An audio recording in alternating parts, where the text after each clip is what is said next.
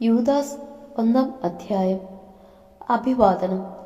യേശുക്രിസ്തുവിന്റെ ദാസനും യാക്കോബിന്റെ സഹോദരനുമായ യൂദാസ്, പിതാവായ സ്നേഹത്താൽ സ്നേഹിക്കപ്പെടുന്നവരും യേശുക്രിസ്തുവിനു വേണ്ടി കാത്തു സൂക്ഷിക്കപ്പെടുന്നവരുമായ വിളിക്കപ്പെട്ടവർക്ക് എഴുതുന്നതും. നിങ്ങളിൽ കരുണയും സമാധാനവും സ്നേഹവും സമൃദ്ധമായി ഉണ്ടാകട്ടെ. വ്യാജോപദേഷ്ടാക്കൾ, പ്രിയപ്പെട്ടവരെ, നമുക്ക് പൊതുവായി ലഭിച്ചിരിക്കുന്ന രക്ഷയെക്കുറിച്ച് നിങ്ങൾക്ക് എഴുതുവാൻ ഞാൻ അതിയായി ആഗ്രഹിച്ചിരിക്കുകയായിരുന്നു. അപ്പോഴാണ് വിശുദ്ധർക്ക് എന്നേക്കുമായി ഏൽപ്പിച്ചു കൊടുത്തിരിക്കുന്ന വിശ്വാസത്തിനു വേണ്ടി പോരാടണമെന്ന് ഉപദേശിച്ചുകൊണ്ട് നിങ്ങൾക്ക് എഴുതേണ്ടി വന്നിരിക്കുന്നത്.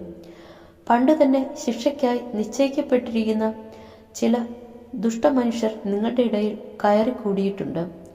അവർ നമ്മുടെ ദൈവത്തിൻ്റെ കൃപയെ തങ്ങളുടെ അശുദ്ധ ജീവിതത്തിനായി ദുർവിനിയോഗിക്കുകയും നമ്മുടെ ഏകനാഥനും കർത്താവുമായ യേശുക്രിസ്തുവിനെ തള്ളിപ്പറയുകയും ചെയ്യുന്നു. നിങ്ങൾക്ക് എല്ലാ കാര്യങ്ങളും നല്ലപോലെ അറിയാമെങ്കിലും ചില കാര്യങ്ങൾ ഓർമ്മപ്പെടുത്തണമെന്ന് ഞാൻ ആഗ്രഹിക്കുന്നു. ഈജിപ്ത് ദേശത്ത് നിന്ന് ഇസ്രായേൽ ജനത്തെ രക്ഷിച്ച കർത്താവ് വിശ്വസിക്കാതിരുന്നവരെ പിന്നീട് നശിപ്പിച്ചു. സ്വന്തം നിലമറന്ന് തങ്ങളുടേതായ വാസസ്ഥാനം ഉപേക്ഷിച്ച് കളഞ്ഞ ദൂതന്മാരെ മഹാദിനത്തിലെ വിധി വരെ അവിടുന്ന് അന്ധകാരത്തിൽ നിത്യബന്ധനത്തിൽ സൂക്ഷിച്ചിരിക്കുന്നുവെന്ന് ഓർക്കുക. അതുപോലെ തന്നെ സോദോമിനെയും ഗൊമോറയെയും അവയെ അനുകരിച്ച് ഭോഗാസക്തിയിലും വ്യഭിചാരത്തിലും മുഴുകിയ ചുറ്റുമുള്ള പട്ടണങ്ങളെയും നിത്യാഗ്നിയുടെ ശിക്ഷയ്ക്ക് വിധേയമാക്കി അവിടുന്ന് എല്ലാവർക്കും ദൃഷ്ടാന്തം നൽകിയിരിക്കുന്നു. സ്വപ്നങ്ങളിൽ നിമഗ്നരായിരിക്കുന്ന ഈ മനുഷ്യർ ശരീരത്തെ അശുദ്ധമാക്കുകയും അധികാരത്തെ തള്ളിപ്പറയുകയും മഹിമയണിഞ്ഞവരെ നിന്ദിക്കുകയും ചെയ്യുന്നു. പ്രധാന ദൂതനായ മിഖായേൽ മോശയുടെ ശരീരത്തെ ചൊല്ലി പിശാചിനോട് തർക്കിച്ചപ്പോൾ അവനെ കുറ്റപ്പെടുത്തി ഒരു നിന്ദാവചനം പോലും ഉച്ചരിക്കാൻ തുനിഞ്ഞില്ല. പിന്നെയോ കർത്താവ് നിന്നെ ശാസിക്കട്ടെ എന്ന് മാത്രം പറഞ്ഞു. ഈ മനുഷ്യരാകട്ടെ തങ്ങൾക്ക് മനസ്സിലാകാത്ത എല്ലാ കാര്യങ്ങളെയും ദുഷിക്കുന്നു. വിശേഷ ബുദ്ധിയില്ലാത്ത മൃഗങ്ങളെപ്പോലെ തങ്ങളുടെ ജന്മവാസന കൊണ്ട് മനസ്സിലാക്കുന്ന കാര്യങ്ങൾ വഴി അവർ മലിനരാവുകയും ചെയ്യുന്നു. അവർക്ക് ദുരിതം. എന്തുകൊണ്ടെന്നാൽ അവർ കായേന്റെ മാർഗത്തിലൂടെ നടക്കുകയും ലാഭേച്ഛ കൊണ്ട് ബാലാമിന്റെ തെറ്റിൽ ചെന്ന് വീഴുകയും കോറായുടെ പ്രക്ഷോഭത്തിൽ നശിക്കുകയും ചെയ്യുന്നു.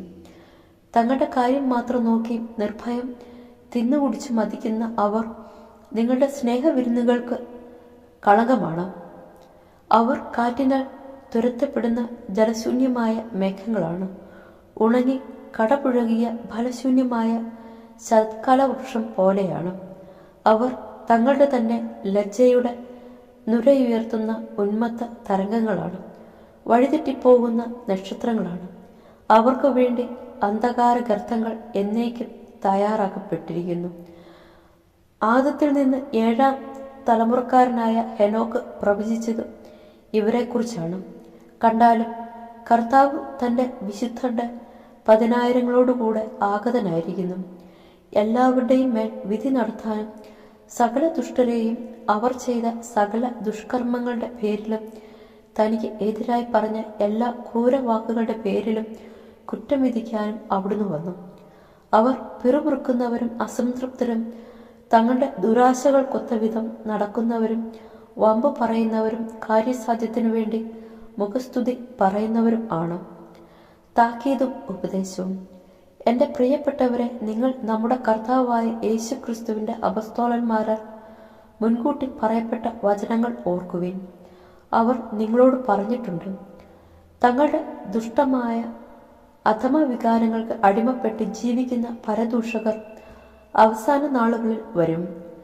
പരിശുദ്ധാത്മാവില്ലാത്തവരും കേവലം ലൗകികരുമായ ഇവരാണ് ഭിന്നിപ്പുണ്ടാക്കുന്നത്. എന്നാൽ പ്രിയപ്പെട്ടവരെ, നിങ്ങൾ പരിശുദ്ധാത്മാവിൽ പ്രാർത്ഥിച്ചുകൊണ്ട് നിങ്ങളുടെ പവിത്രമായ വിശ്വാസത്തിൽ അഭിവൃദ്ധി പ്രാപിക്കുവിൻ. നിത്യജീവിതത്തിനായി നമ്മുടെ കർത്താവായ യേശുക്രിസ്തുവിൻ്റെ കാരുണ്യത്തെ ഉറ്റുനോക്കിക്കൊണ്ട് ദൈവസ്നേഹത്തിൽ നിങ്ങളെ തന്നെ കാത്തുകൊള്ളുവിൻ. ചഞ്ചലചിത്തരോട് അനുകമ്പ കാണിക്കുവിൻ. അഗ്നിയിൽ അകപ്പെട്ടവരെ പിടിച്ചു കയറ്റുവിൻ. മാംസദാഹത്താൽ കളങ്കിതരായവരുടെ വസ്ത്രത്തെപ്പോലും വെറുത്തുകൊണ്ട് ഭയത്തോടെ അവരോട് കരുണ കാണിക്കുവിൻ. വീഴാതെ നിങ്ങളെ കാത്തുകൊള്ളാനും തൻ്റെ മഹത്വത്തിൻ്റെ സന്നിധിയിൽ നിങ്ങളെ കളങ്കരഹിതരായി സന്തോഷത്തോടെ നിർത്താനും കഴിവുള്ള നമ്മുടെ കർത്താവായ യേശുക്രിസ്തു വഴി നമ്മുടെ രക്ഷകനായ ഏകദൈവത്തിന് സ്തുതിയും മഹത്വവും ശക്തിയും ആധിപത്യവും സർവകാലത്തിനു മുൻപും ഇപ്പോഴും എപ്പോഴും ഉണ്ടായിരിക്കട്ടെ.